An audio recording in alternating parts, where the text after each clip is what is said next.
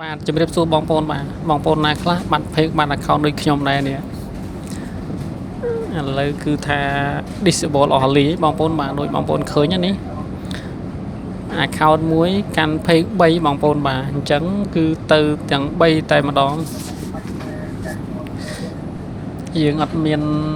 ណាយើងអត់ដឹងថាមកពីថ្ងៃណាទេ Facebook update នៅពេលណាទេអញ្ចឹងតោះមក request ជាមួយគ្នាបងប្អូនបាទឥឡូវយើងចូលមកកាន់ computer ហើយយើងចូលមកកាន់ browser Google Chrome បងប្អូនបាទសម្រាប់ខ្ញុំណាក៏ដូចជា computer ឥឡូវយើងចូលមកយើងវាយពាក្យថា my personal account អញ្ចឹងមកបងប្អូនបាទវាយអញ្ចឹងមកបងប្អូនបាទហើយបន្ទាប់មកទៀតយើង enter មកបងប្អូនបាទហើយវានឹងមាន list បែបនេះអញ្ចឹងយើងចុចយកលើគេបងប្អូនបាទឥឡូវខ្ញុំចុចបានម្ដងឥឡូវចុចពីរដងវាលោតពណ៌អញ្ចឹងតែម្ដងអញ្ចឹងដូចបងប្អូនឃើញនេះវាងសិនplatform Facebook បាទអញ្ចឹងយើងចុចពាក្យ no មកហើយប៊ីតុង4នេះយើងចុចយកទី2បងប្អូនបាទ solution doesn't work អញ្ចឹងយើងចុចកន្លែងហ្នឹងមកហើយបន្ទាប់ទៀតយើងចុចពាក្យ select បាទកន្លែងហ្នឹងគឺជា main point ក៏ដូចជាចំណុចសំខាន់ដែលយើងត្រូវស្នើសុំទៅកាន់ Facebook ក៏ដូចជា detail អញ្ចឹងណាបងប្អូនបាទអញ្ចឹងសម្រាប់ខ្ញុំទៅសេបែបនេះមក Dear Facebook supporter អញ្ចឹងខ្ញុំចុះបន្ទាត់មួយ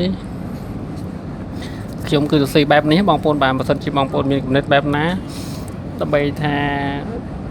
លួងលោម Facebook អញ្ចឹងណាបងប្អូនក៏ដូចជាពាក្យគួរសមលូនតួបើទោះបីថាយើងអត់ដឹងថាកំហុសដែលធ្ងន់ធ្ងរដល់ថ្នាក់ត្រូវ disable ណាបងប្អូនអញ្ចឹងសម្រាប់ខ្ញុំសរសេរបែបហ្នឹងបងប្អូនបាទ I am writing to respectful request or review អានអង់គ្លេសអញ្ចឹងបងប្អូនអើយគេឲ្យរៀនច្រើនឆ្នាំហើយតែអត់ព្រមរៀនទេអាយ៉ាឥឡូវយើងទៅសេតបងប្អូនបាទយើងសេអញ្ចឹងមក disable សេមិនចេះ disable អញ្ចឹង disable account បាទបងប្អូនឥឡូវយើងប្រើនេះអាចុច2បងប្អូនអញ្ចឹងយើងទៅរក link account របស់យើងបងប្អូនបាទ link account បើសិនជាបងប្អូនយើងចាំ ID យើង pass ជា ID ក៏បានដែរតែសម្រាប់ខ្ញុំ save ទុកបងប្អូនបាទ link account Facebook របស់ខ្ញុំអញ្ចឹងយើងបូកមួយយើងចុចកន្លែងហ្នឹងមកបងប្អូនបាទនេះហ្នឹងហើយបាទបងប្អូន link account Facebook ដែលបាត់ណាបងប្អូនបាទអញ្ចឹងយើង copy មកនេះយើងមក pass កន្លែងហ្នឹងបងប្អូនបាទអញ្ចឹងយើងចុចមួយយើងសេទៀតមកបងប្អូនបាទអញ្ចឹង I believe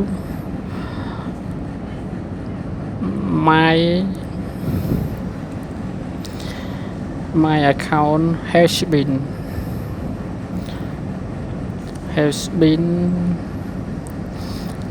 ទៅសេអាហ្នឹងគេហៅថាមិនមែនមក request ទេគឺមករៀន typing ម្ដងទៀតបងប្អូនបាទយើងធ្លាប់តែរៀនតែការប្រើប្រាស់យើងមិនធ្លាប់បានប្រើយើងទៅសេទៅលើដូចជា email តិចតួចអញ្ចឹងបងប្អូនបាទអញ្ចឹងការសរសេរដូចជាមិនចាំដៃទេតែយើងកុំខ្វល់សំខាន់យើងសរសេរតបងប្អូនបាទ me understand សេមិនបងប្អូនបាទ me understanding អញ្ចឹងយើងដក clear មកទៀតបងប្អូនបាទយើងចុះបន្ទាត់មកយើងចុះបន្ទាត់ថែមបន្តិចមកដើម្បីថាឲ្យមានរបៀបរៀបរយអញ្ចឹងបងប្អូនគេលោ Facebook វាឃើញទៅវាមើលឲ្យយើងវាយល់ក៏ដូចជាឃើញយើងសរសេរបានល្អឬមួយក៏មានសណ្ដាប់ធ្នាប់អញ្ចឹងបងប្អូនបាទអញ្ចឹងគេលោវាអាចឲ្យយើងមកវិញអញ្ចឹងណាអូខេឥឡូវយើងសេត I kindly ask that you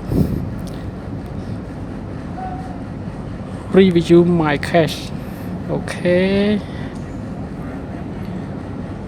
and consider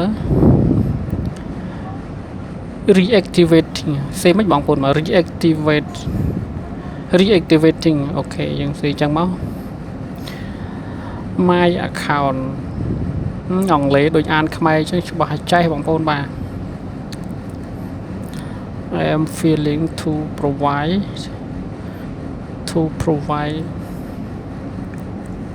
ផ្សេងអញ្ចឹងបងប្អូនបាទអានេះជាគំនិតរបស់ខ្ញុំបងប្អូនបាទបើសិនជាបងប្អូនមានគំនិតបែបណាថ្មីក៏អាចចែកម្លែកគ្នាយើងទាំងអស់បានដែរ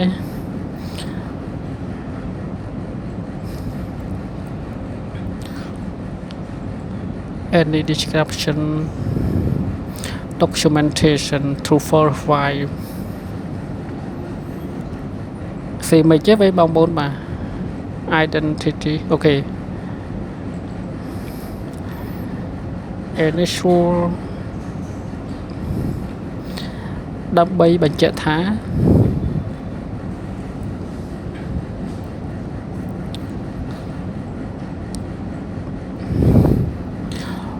with Facebook policy សេខយបងប្អូនyes អញ្ចឹងយើងខាន់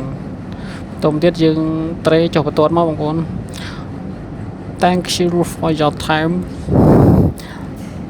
and understanding thank you for your time and understanding អូខេបងប្អូនអញ្ចឹងយើងប៉ុណ្ណឹងហើយបន្ទាប់មកទៀតយើងអរគុណបន្តិចឬក៏ខ្ញុំដាក់ជាឈ្មោះខ្លួនឯងអញ្ចឹងបងប្អូនបាទហើយយើងដាក់លេខទូរស័ព្ទមួយមកបូក855 015 824